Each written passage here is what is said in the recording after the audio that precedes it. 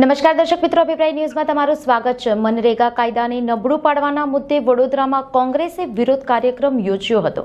કાર્યક્રમ દરમિયાન પોલીસે કાર્યવાહી કરી 50થી વધુ કાર્યકર્તાઓને ડિટેઇન કર્યા।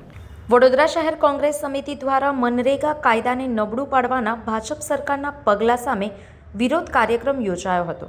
મહાત્મા ગાંધીના મૂલ્યો અને શ્રમિકોના અધિકારીનો રક્ષણના હેતુથી મહાત્મા ગાંધી નગર ગૃહ ખાતે આ કાર્યક્રમનું આયોજન કરવામાં આવ્યું હતું। કાર્યક્રમ શરૂ થતાં જ પોલીસ કાફલો સ્થળ પર પહોંચી ગયો અને કોંગ્રેસના આગેવાનો તથા કાર્યકર્તાઓને ટીંગાટોળી કરી વાહનમાં બેસાડવામાં આવ્યા હતા। અંદાજે 50થી વધુ કાર્યકર્તાઓને ડિટેઇન કરવામાં આવ્યા છે। કાર્યકર્તાઓને રાવપુરા પોલીસ સ્ટેશન લઈ જવાયા બાદ સરકાર વિરોધ સૂત્રોચ્ચાર ચાલુ રહ્યા હતા। સૂત્રોચ્ચાર કરતા કાર્યકર્તાઓ જમીન પર બેસી જતા પરિસ્થિતિ તંગ બની હતી। અંતે પોલીસે તેમને પોલીસ સ્ટેશનની અંદર લઈ જઈ ડિટેઇન કર્યા। અમે બહુ શાંત રીતે અને ગાંધીનગર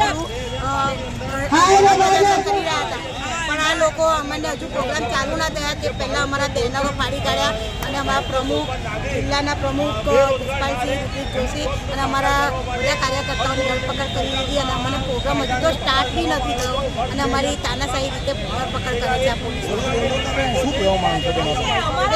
છે કારણ કે આ લોકશાહી છે, લોકશાહીમાં બધા લોકોને બોલવાનો હક છે, તે છતાં આ લોકો કોઈપણ રીતનું અમને વિરોધ પ્રદર્શન કરવા નથી દેતી। પબ્લિકના માટે અમે લડીએ છીએ, અમારા પોતાના માટે નથી લડતા। તો પબ્લિકના હિત માટે જે જાગૃત કરવા માટે અમે જે પ્રોગ્રામ કરીએ છીએ, આ લોકો કશી પણ રીતે સહકાર આપતા નથી અને આ લોકો ભાજપના ઇશારે કામ કરતા હોય એવું લાગી રહ્યું છે। આ પોલીસો ભાજપનો હાથો બની અને કોંગ્રેસ પર દ્વારા સંવાદદાતા સાથે અભિપ્રાય ન્યૂઝ વડોદરા। આવા જ વધુ સમાચારો જોવા માટે સબસ્ક્રાઇબ કરો અમારી યુટ્યુબ ચેનલને અને જોડાયેલા રહો ફેસબુક, ઇન્સ્ટાગ્રામ અને ટ્વિટર પર।